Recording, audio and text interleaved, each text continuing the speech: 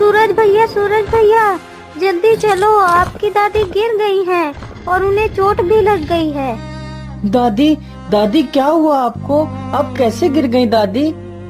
कुछ नहीं बेटा, बस जरा सा पैर फिसल गया और मैं गिर गई। दादी मैंने कितनी बार कहा है आपसे कि आप काम मत करो, आप काम मत करो, फिर भी आप मेरी एक नहीं सुनती हो।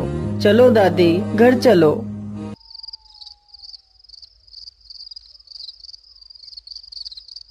दादी मैं कल सुबह शहर जाऊंगा और वहां जाकर काम करूंगा, जिससे मेरी कमाई ज्यादा होगी और आपको मेहनत करने की अब कोई आवश्यकता नहीं है। क्या करूं बेटा, तेरे माता पिता के गुजर जाने के बाद मैं ही तो बची थी जो दूसरों का काम कर घर को चलाती। लेकिन दादी अब आप दूसरों का काम नहीं करेंगी, मैं कल सुबह ही शहर जाऊंगा। ठीक है बेटा, जैसी तुम्हारी इच्छा। चलो, अब रात बहुत हो गई है, अब तुम सो जाओ।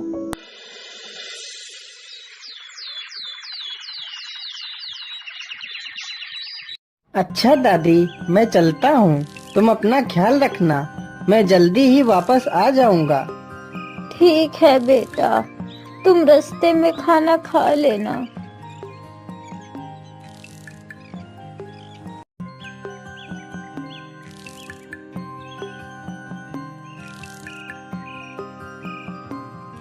अब तो मैं चलते चलते बहुत थक गया हूँ और मुझे प्यास भी लगी है। चलो, कहीं पर आगे पानी मिले तो वहीं पर खाना खा लूँगा। अरे वहाँ पर तो एक नदी है, चलो यहीं पर खाना खा लेता हूँ।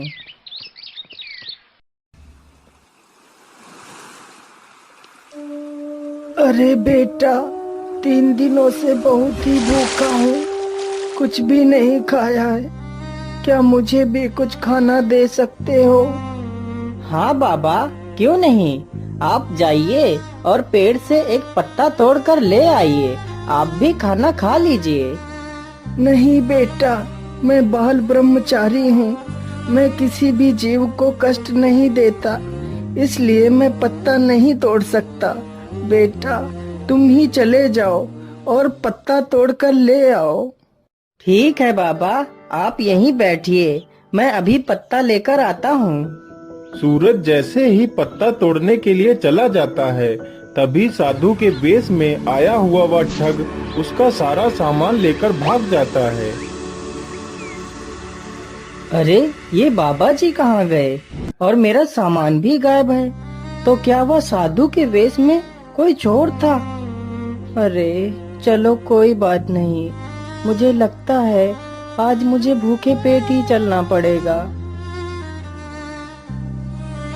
श्रीमन नारायण, श्रीमन नारायण, श्रीमन नारायण, श्रीमन नारायण। अरे बाप रे बाप, यह बगुला तो कितना बड़ा भक्त है, एक तरफ तो मछलियों को गपागप गटक रहा है और दूसरी तरफ नारायण नारायण का जाप कर रहा है। इससे बड़ा भक्त तो मैंने आज तक नहीं देखा। खैर छोड़ो, हमें क्या करना है, चलो आगे चलता हूँ। फिर वह चलते चलते एक राजा के द्वार पर पहुंचता है। अरे द्वारपालो, मुझे राजा से मिलना है, मैं बहुत दूर से आया हूँ, अगर राजा मुझे कोई काम दे दे तो राजा की बहुत कृपा होगी मुझ पर। बहुत अच्छी बात है, तुम नौकरी करना चाहते हो। तुम आज बाहर जो 2 पहरेदार हैं, उन्हीं के पास पहरा दो, मैं तुम्हें सुबह ही नौकरी पर रख लूंगा।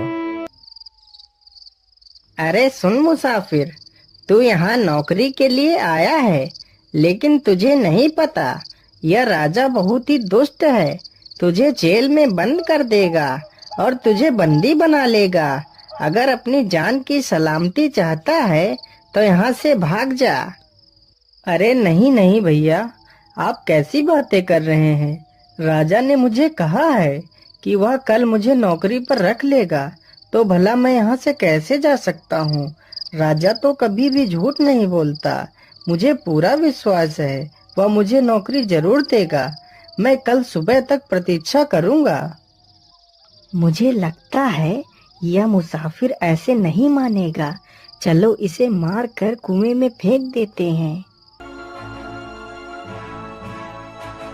फिर दोनों पहरेदार उसे डंडे से पीट पीट कर कुएं में फेंक देते हैं, लेकिन सूरज कुएं के अंदर ही लटका रहता है। दोनों पहरेदारों को लगा कि मुसाफिर कुएं में डूब गया है और वहां से चले जाते हैं। तभी वह चुपके से कुएं से बाहर निकल आता है और पेड़ के पीछे छिप जाता है। मुझे लगता है कि अब सभी लोग सो गए हैं। चलो हम लोग अपना काम शुरू करते हैं। अरे ये लोग कहाँ चले गए?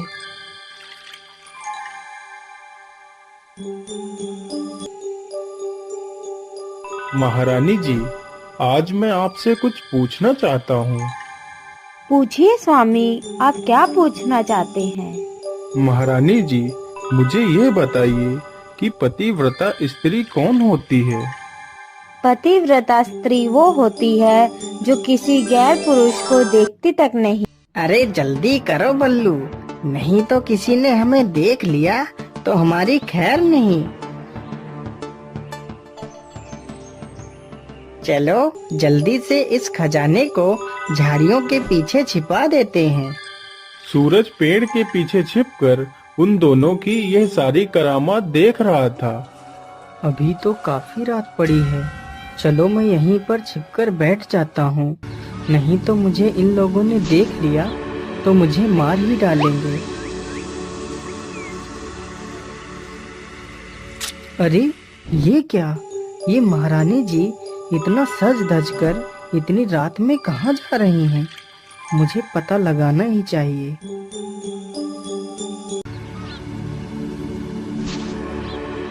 अरे मूर्ख, तुझे इतनी देर कैसे हो गई?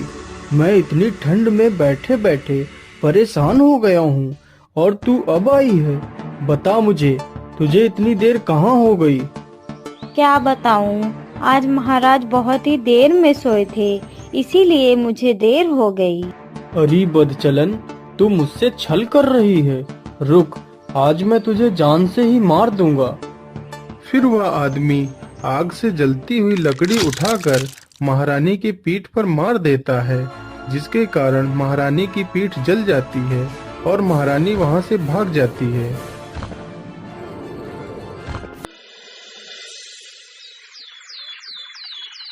सैनिकों, जाओ और ढूंढो किसकी इतनी हिम्मत हो गई कि वह राजा के घर में चोरी करे। अरे पता नहीं किसने राजा के घर में चोरी कर ली। अरे इधर तो देखो जरा, यहाँ पर कोई पड़ा हुआ है। मुझे लगता है कि यही चोर है। अरे उठ उठ, अरे चल, तुझे राजा ने बुलाया है। अरे उठ। अरे तू तो वही है ना जो कल हमारे महल में नौकरी के लिए आया था और तूने रात भर में चोरी भी कर ली। सैनिकों, इसे मृत्यु दंड दे दिया जाए। महाराज, मैंने चोरी नहीं की है। अगर चोरी तूने नहीं की है तो फिर किसने की है? बता जल्दी, नहीं तो तेरी मौत निश्चित है। महाराज, आप मेरी बातों को ध्यान से सुनिए और समझने की कोशिश करिए। पत्ता न तोड़े ब्रह्मचारी, नारायण नारायण रटे जिनकी चोंच भारी, और द्वार खड़े सब माल लूटे, गैर मर्द का न देखे पतिव्रता नारी। अरे ये क्या कह रहा है? मैं तुझसे चोरी के बारे में पूछ रहा हूँ और तू पहेलियाँ बुझा रहा है। सैनिकों, इसके मारो 10 चाबुक। नहीं नहीं महाराज, आप मुझे मारो मत, मैं आपको इसका मतलब बताता हूँ। फिर वह राजा को अपने साथ हुई सारी घटना के बारे में बताता है कि कैसे उसे एक साधु ठग ने ठग लिया और कैसे उसे द्वारपालों ने मारकर कुएं में फेंक दिया तथा रात में क्या क्या घटित हुआ। उसने राजा को सब कुछ बताया। लेकिन एक बात मेरी समझ में नहीं आई, ये पतिव्रता नारी के बारे में तुमने क्या कहा था? महाराज, आज रात जब आप महारानी जी से पूछ रहे थे कि पतिव्रता स्त्री कौन होती है, तो महारानी ने बताया था कि जो स्त्री गैर पुरुष को देखती तक नहीं है उसे पतिव्रता स्त्री कहते हैं। लेकिन महाराज, जब आप रात में सो गए थे तो महारानी जी जंगल में किसी गैर पुरुष से मिलने गई थी और उस पुरुष ने गुस्से में आकर महारानी जी के पीठ पर जलती हुई लकड़ी से प्रहार किया था, जिसके कारण महारानी जी की पीठ जल गई है। यदि आपको मेरी बातों पर यकीन न हो तो आप अपनी महारानी के पीठ पर देख सकते हैं। जब राजा इन सारी बातों की पुष्टि करता है तो वह सारी बातें सच साबित होती हैं। तो राजा उन दोनों द्वारपालों और अपनी महारानी को मृत्यु दंड दे देता है और सूरज के साथ अपनी पुत्री रूपरेखा का विवाह कर देता है।